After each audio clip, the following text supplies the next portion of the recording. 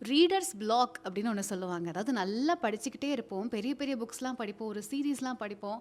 But படித்து முடிச்சதுக்கப்புறம் எங்கேயாவது ஒரு இடத்துல இல்லை நமக்கு பிடிக்காத ஒரு புக்லேயோ இல்லை நான் ஒரு சீரீஸ் நல்ல சீரீஸை படித்து முடித்த ஒரு நிறைவிலையோ நமக்கு அப்படியே அந்த இடத்துல ஒரு டிஸ்ட்ராக்ஷன் வந்துடும். போதும் கொஞ்சம் ஸ்டாப் பண்ணுவோம் அப்படின்னு நமக்கு தோணும். அப்படி ஒரு வேளை ஸ்டாப் பண்ணிட்டோம்னா மறுபடியும் இன்னொரு புக்கை எடுத்து படிக்கணுங்கிற அந்த ஆர்வத்துக்குள்ளே நம்ம என்ட்ரு ஆகுறதுங்கிறதுக்கு ரொம்ப டைம் ஆகிடும். அந்த மாதிரி டைமில் நானும் சரி, என்ன மாதிரி இருக்கிற நீங்களும் சரி, குட்டி குட்டி புக்ஸை சூஸ் பண்ணுவோம். சிறுகதைகளாக படித்தா ஒரு புக்கை படித்ததுக்கான ஒரு நிறைவும் கிடைக்கும். அதே டைமில் ஒரு நல்ல ஸ்டோரியை படித்த ஒரு ஃபீலும் இருக்குமே அப்படிங்கிறதுக்காக மோஸ்ட் ஆஃப் த டைம் சிறுகதைகளை அந்த டைமில் தேர்ந்தெடுப்போம். அந்த மாதிரி நானும் சில சிறுகதைகளை என்னோட இந்த ரீடர்ஸ் பிளாக் அப்படிங்கிற ஒரு விஷயத்தை நான் ஃபேஸ் பண்ணும்போது சூஸ் பண்ணுவேன். ஸோ அப்படி நான் படித்த சில சிறுகதைகள் என் மனசை ரொம்ப ஆழமாக தொட்டிருக்கு. ரொம்ப ஷார்ட் ஸ்டோரி தான், ஆனால் இந்த அளவுக்கு ரொம்ப டீப்பாக மனசுக்குள்ளே இறங்கிடுச்சே அப்படிங்கிற ஃபீல் எனக்கு கொடுத்துச்சு. அந்த மாதிரி என்னுடைய மனதை தொட்ட சிறுகதைகளை தான் இந்த காணொலி வழியாக உங்களோட ஷேர் பண்ணிக்க போகிறேன். அண்ட் நீங்கள் இப்போ தான் நம்ம சேனலுக்கு புதுசாக வந்திருக்கீங்க, உங்களுக்கு புத்தகங்கள்னால் ரொம்ப ரொம்ப பிடிக்கும் அப்படின்னா மறக்காமல் இப்போவே இந்த சேனலை, அதாவது நரேட்டட் பை சாராவை சப்ஸ்கிரைப் பண்ணி வச்சுக்கோங்க. நானும் இந்த சேனலும் கண்டிப்பாக உங்களுக்கு நிறைய புத்தகங்களை பற்றி தெரிஞ்சுக்கிறதுக்கு ஹெல்ப்ஃபுல்லாக இருப்போம்னு நினைக்கிறேன். அண்ட் இப்போ வெல்கம் டு நரேட்டட் பை சாரா. நான் உங்கள் சாரா.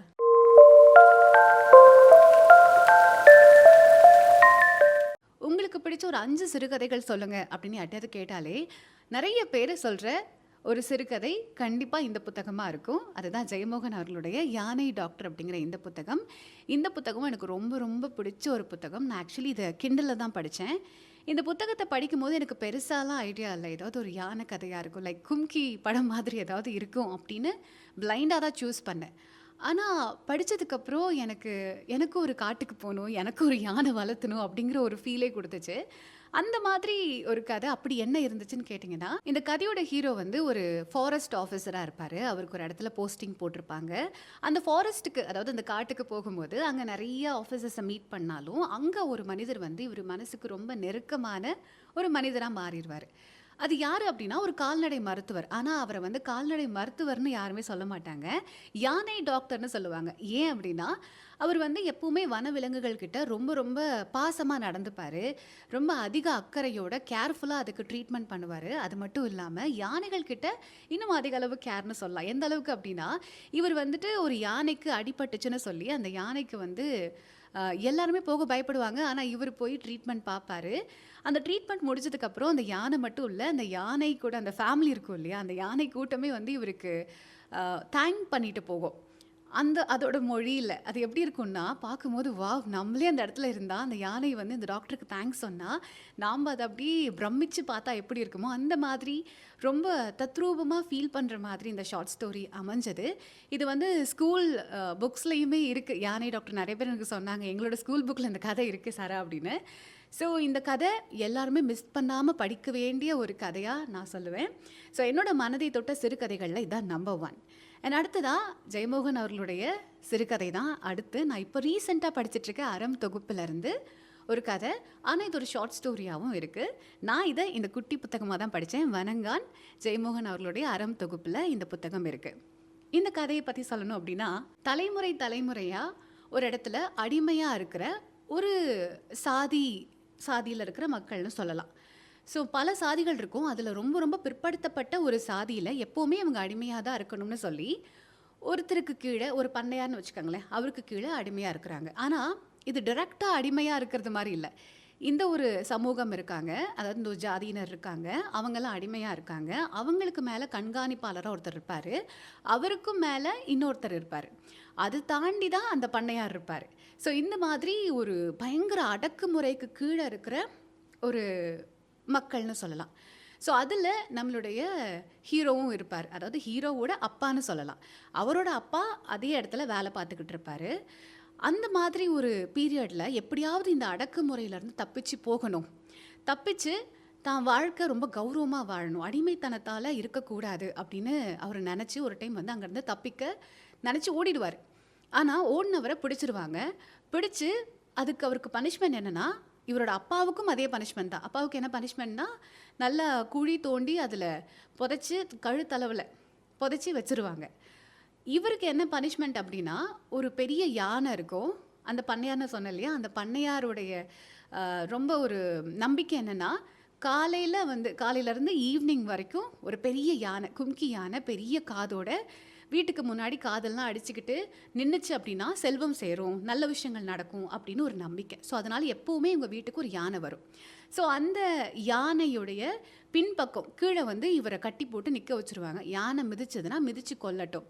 உயிரோடு இருந்தான்னா பார்த்துக்கலாம் அப்படின்னு விட்டுட்டு போயிடுவாங்க. அந்த யானையுடைய சிறுநீர், மலம் எல்லாமே இவர் மேல விழுகும். ஒரு கட்டத்துல தைரியமாயிடுவாரு. சரி, யானை மிதிச்சு தான் நம்ம சாகணும்னா செத்துட்டு போறோம் அப்படின்னு ஒரு முடிவுக்கு வந்துருவாரு. ஸோ அதுக்கப்புறமா ஓகே, இவர் வந்து அடங்கி ஒடுங்கி இருப்பாரு அப்படின்னு ரிலீஸ் பண்ணி விடுவாங்க. ஆனா மறுபடியும் தப்பிச்சிருவாரு. தப்பிச்சு சும்மா சாதாரணமான ஒரு வாழ்க்கையை வாழாம கஷ்டப்பட்டு படிச்சு முன்னேறி ஒரு அரசு அதிகாரியாவும் மாறிடுவாரு. இப்ப எல்லாமே அவர் நினைச்ச மாதிரி அமைஞ்சிருச்சு. நல்லா படிச்சிருக்காரு, அரசு அதிகாரியா மாறி இருக்காரு. ஸோ இப்போவாவது அவர் நினைச்ச மாதிரி லைஃப் அமையும், அடிமை முறையோட இருக்காது அப்படின்னு நினைச்சோம்னா இல்லை. அங்கே போனதுக்கப்புறம் இன்னும் நிறைய ஃபேஸ் பண்ண வேண்டியது இருக்குது. அது எல்லாத்தையும் எப்படி ஃபேஸ் பண்ணுறாரு சொல்லப்போனால் இந்த கதையை படிக்கும்போது ஒரு புரட்சியாளனுடைய கதையை படிக்கிற மாதிரி இருக்கும். அண்ட் முக்கியமாக ஹீரோவோட அப்பா தானே இதெல்லாம் பண்ணிட்டு இருக்காரு.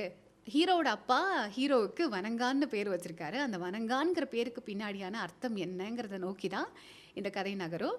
ஸோ ரொம்ப ஷார்ட் ஸ்டோரி, ஆனால் நான் சொல்லும் போது எவ்வளோ இருக்குது பார்த்தீங்களா? எனக்கு ரொம்ப ரொம்ப பிடிச்சிருந்துச்சு. இந்த கதை எனக்குள்ள ஒரு ஆழமான தாக்கத்தை ஏற்படுத்தின ஒரு கதை, சிறுகதை ஆக்சுவலி. ஸோ அதுக்கப்புறமா ஜெயமோகன் அவர்களுடைய அறம் தொகுப்பில் 3ஆவதாக ஒரு புத்தகம், இதுவும் அறம் தொகுப்பில் இருக்குது.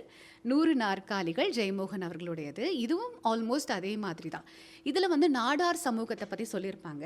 அண்ட் இதில் வந்துட்டு நாயாடிகள் அப்படிங்கிற ஒரு சமூகத்தை பற்றி சொல்லியிருப்பாங்க. நாடார் சமூகத்தில் இருக்கிற மக்கள் பிற்படுத்தப்பட்ட மக்களாக இருக்கிறாங்க, அவங்கள ரொம்ப அடிமைத்தனத்தால் வச்சிருக்கிறாங்க அப்படிங்கிற மாதிரி வனங்கானுடைய கதை நகர்ந்துச்சுன்னா, இந்த நாயாடிகள் சமூகம் அப்படிங்கிறவங்களுடைய வாழ்க்கை எப்படி இருக்கும்னு பார்த்தீங்கன்னா, சொல்லப்போனால் அவங்க வந்து பகலில் வெளியவே வரக்கூடாதான், மக்களுடைய கண்ணில் படவே கூடாதான். இன்ஃபேக்ட் தெரியாமல் பட்டுட்டா கூட அவங்கள வந்து பார்க்குறவங்க கல்லால் அடிச்சே கொன்று எரிச்சிருவாங்களாம். ஏன் அப்படின்னா, இவங்க வந்தாலே ஒரு துரதிர்ஷ்டம், இவங்க வரவே கூடாது அப்படின்னு ஒரு நம்பிக்கை இருந்திருக்கு. அதனாலேயே இந்த நாயாடி சமூகத்துடைய மக்கள் வந்து எப்பவுமே புதருக்கு அடியில் ஒழிஞ்சிருப்பாங்க, குடும்பத்தோட கூட்டம் கூட்டமாக. இரவு நேரத்தில் தான் குப்பைகள்லையோ இல்லை எங்கேயாவது ரொம்ப அழுக்கான இடங்கள்லையோ ஏதாவது உணவுகளை பொறுக்கி சாப்பிட்டு இப்படி தான் உயிர் வாழ்ந்திருக்கிறாங்க.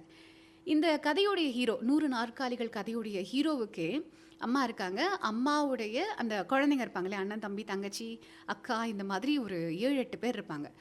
அதில் எல்லாருமே இறந்துருவாங்க, ஹீரோ மட்டும்தான் இருப்பார். இவங்கெல்லாம் இறந்ததுக்கான காரணம் என்னென்னா, பசியினால், இன்ஃபெக்ஷன்னால், இந்த மாதிரியான விஷயங்களால தான் இவங்க எல்லாருமே இறந்துருப்பாங்க. ஒரு கட்டத்தில் உணவு தர, இவங்களுடைய பாஷையே உணவு தான், சாப்பாடு இருந்தால் போதும் அப்படின்னு நினைக்கிற மாதிரியான ஒரு நிலையில தான் அவங்க இருப்பாங்க. ஸோ அப்போது உணவு தரேன்னு சொல்லி ஒருத்தங்க இந்த ஹீரோவை கூட்டிகிட்டு போய் நல்லா படிக்க வச்சு ஆளாக்கி இவரும் ஒரு பெரிய உத்தியோகத்துக்கு வந்துடுவார். கற்பனை கூட பண்ணி பார்க்க முடியாத அவ்வளோ பெரிய உத்தியோகம். ஆனால் அதை படிக்கும் போதும் நிறைய விஷயங்களை ஃபேஸ் பண்ணி தான் அவர் வந்திருப்பார். ஸோ அந்த மாதிரி டைமில் அவர் இப்போ ஒரு அரசு அதிகாரி ஆயிட்டாரு.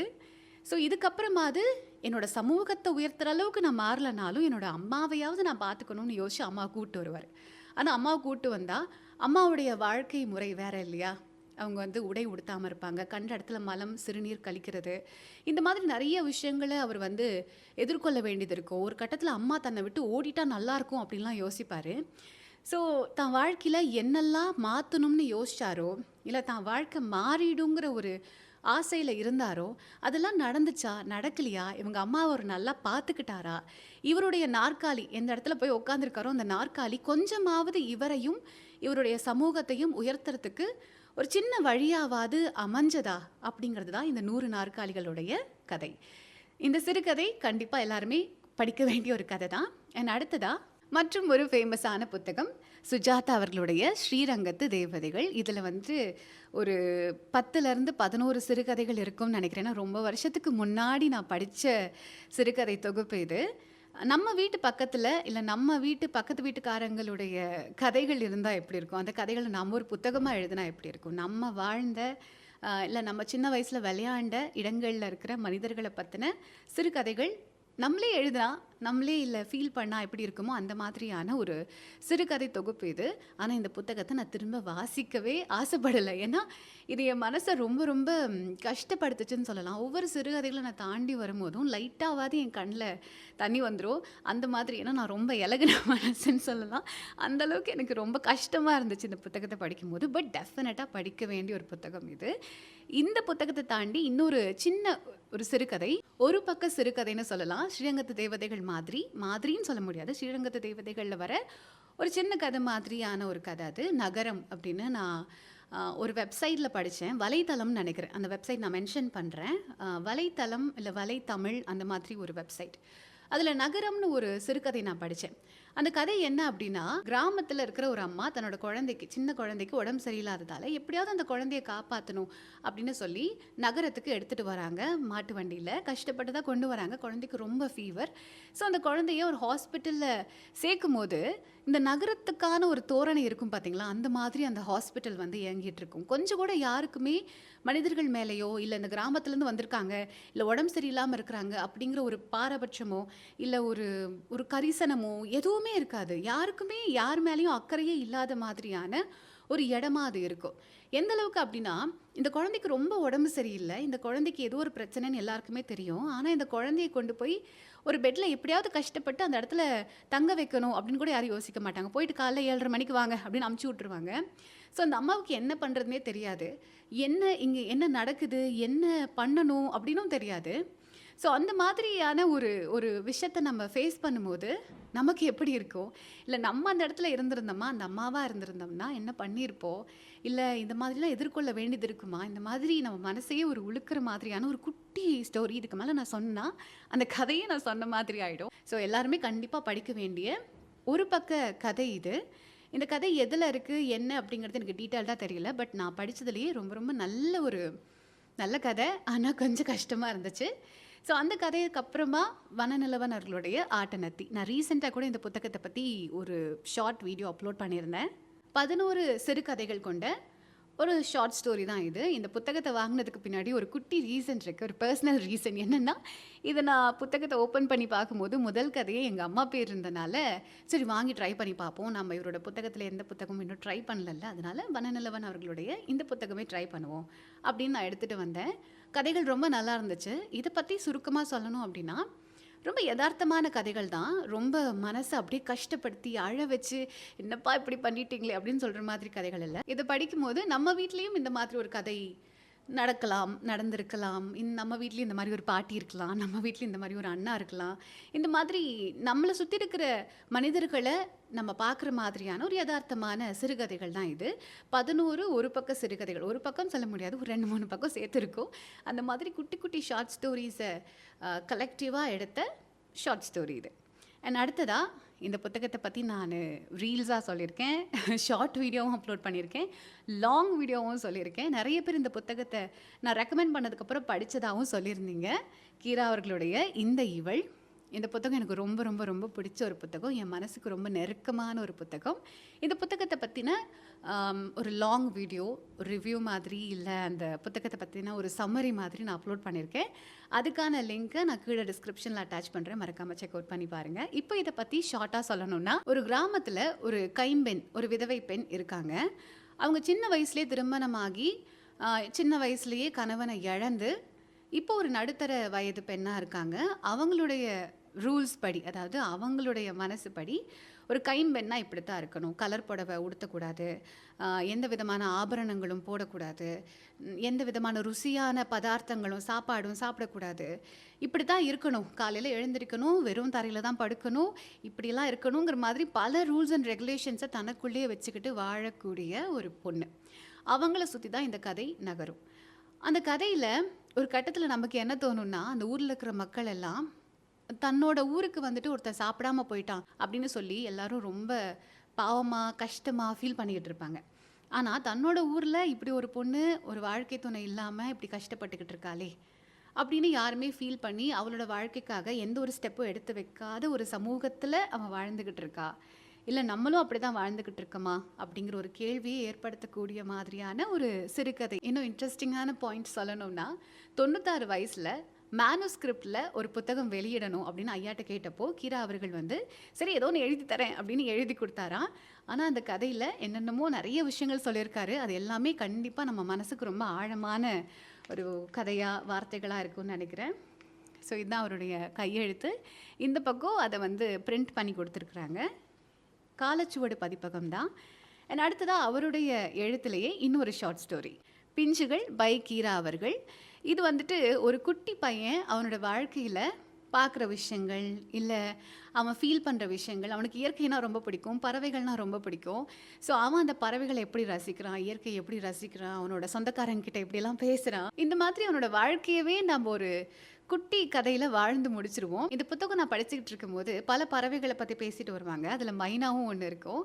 ஸோ அந்த மைனா பறவையை நான் அந்த சாப்டரில் படிச்சுக்கிட்டு இருக்கும்போதே மைனாவை பார்த்தேன். அதெல்லாம் பார்க்கும்போது எனக்கு நானே வாழ்ந்துக்கிட்டு இருக்கேன், அந்த பையன் ஏன் முன்னாடி தான் வாழ்ந்துக்கிட்டு இருக்கான், அவன் பார்க்குற விஷயங்கள் இல்லை அந்த பறவைகள் அவனை பார்த்துட்டு என்னை மீட் பண்ண வருது அப்படிங்கிற மாதிரிலாம் எனக்குள்ள ஒரு சின்ன கனெக்ட் தோணுச்சு. புத்தகம்னாலே அப்படி தானே இருக்கும். ஸோ எனக்கு இந்த கதை ரொம்ப ரொம்ப பிடிச்சிருந்துச்சு. பிஞ்சுகள் கீரா அவர்களுடையது. என் அடுத்ததாக வந்து ஒரு வேர்ல்டு கிளாசிக் புக். இது வந்துட்டு அமெரிக்கன் லிட்ரேச்சரில் ரொம்ப ரொம்ப பாப்புலரான ஒரு புத்தகம். பல பேர் இதை பற்றி பேசியிருக்காங்க. அந்த அளவுக்கு ஒரு ஃபேமஸான புத்தகம் தான் இது. கிழவனும் கடலும், எர்னஸ்ட் ஹெமிங்வே அவர்களுடையது. நான் இதோட தமிழ் வேர்ஷன் தான் படித்தேன். ரொம்ப சிம்பிளாக சொல்லணும் அப்படின்னா, வாழ்க்கையோட எந்த ஒரு கட்டத்துலையும் நாம் நம்மளோட தோல்வியை அக்செப்ட் பண்ணாத வரைக்கும் கண்டிப்பாக நமக்கு தோல்வியே கிடையாது அப்படிங்கிற மாதிரியான ஒரு மாரலோட அமைஞ்ச ஒரு சின்ன ஷார்ட் ஸ்டோரி இது. அதாவது ஒரு மீன் பிடிக்கிற தாத்தா ஒருத்தர் இருப்பார். முதல்ல நல்லா தான் மீன் பிடிச்சிக்கிட்டு இருப்பார். ஆனால் ஒரு கட்டத்தில் வயசானதுக்கு அப்புறமா அவ்வளோவா அவருக்கு மீன் கிடைக்காது. சுற்றி இருக்கிற எல்லாரும் என்ன சொல்ல ஆரம்பிச்சிருவாங்கன்னா, இவர் ஒரு அதிர்ஷ்டம் இல்லாதவர்ப்பா, இவருக்கு மீனே கிடைக்காது, இவர் போனாலே கிடைக்காது அப்படிங்கிற மாதிரி பேச ஆரம்பிச்சிருவாங்க. ஸோ இதை கேட்டு கேட்டு அந்த தாத்தா என்ன பண்ணுவாருன்னா, பேசாமல் நாம் நமக்காவது ப்ரூவ் பண்ணிக்கணும், இந்த மக்கள்லாம் அப்படி சொல்கிறாங்கல்ல, நாம் அப்படி சும்மா விட்டுறக்கூடாதுன்னு சொல்லி ஒரு சின்ன படகு, ஒரு சின்ன துடுப்பு, ஒரு சின்ன தூண்டில் எடுத்துக்கிட்டு கடலோட ஆழமான பகுதிக்கு, ஒரு பெரிய பெரிய போட்லாம் போகிறதுக்கு யோசிக்கிற ஆழமான பகுதிக்கு போய் ஒரு பெரிய மீனை பிடிச்சிருவாரு.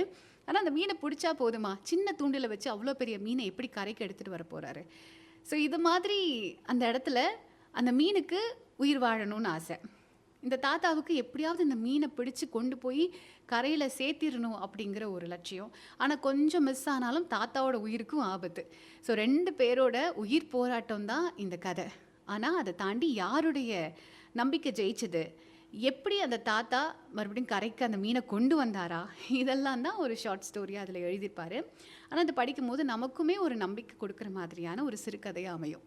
இதெல்லாம் தான் நான் படித்த சிறுகதைகள், என் மனசை தொட்ட சிறுகதைகள். இதை தாண்டி நிறைய சிறுகதைகள் படித்தேன். ஆனால் அதில் இந்த சிறுகதைகள் எல்லாம் என் மனசுக்கு ரொம்ப ரொம்ப நெருக்கமான சிறுகதைகளாக அமைஞ்சது. அது எல்லாத்தையும் உங்களோட ஷேர் பண்ணிக்கிட்டேன். இதே மாதிரி நீங்களும் படித்ததில் எனக்கு ரொம்ப இந்த கதை பிடிச்சிருந்துச்சு, இந்த சிறுகதையை நீங்களும் கண்டிப்பாக ட்ரை பண்ணி பார்க்கணும் அப்படின்னு யோசிச்சிங்கன்னா மறக்காமல் அதை எனக்கு கமெண்ட்டில் சொல்லுங்கள். இதே மாதிரி இன்னும் நிறைய வீடியோஸை, அதாவது நிறைய புத்தகங்களை பற்றி தெரிஞ்சுக்கிறதுக்கு நரேட்டட் பை சாராவையும் சப்ஸ்கிரைப் பண்ணி வச்சுக்கோங்க. அண்ட் உங்களோட சஜஷன்ஸ் அண்ட் புக் ரெக்கமெண்டேஷன்ஸை நீங்கள் எனக்கு இன்ஸ்டாகிராம்லேயும் ஷேர் பண்ணலாம். என்னோட இன்ஸ்டாகிராம் ஐடி நரேட்டட் பை சாரா அப்படிங்கிற பேரில் தான் இருக்கும். நான் மறுபடியும் உங்களை சீக்கிரமாகவே இன்னொரு புக் வீடியோவில் வந்து மீட் பண்ணுறேன். Until then, signing off. This is Sarah. Bye.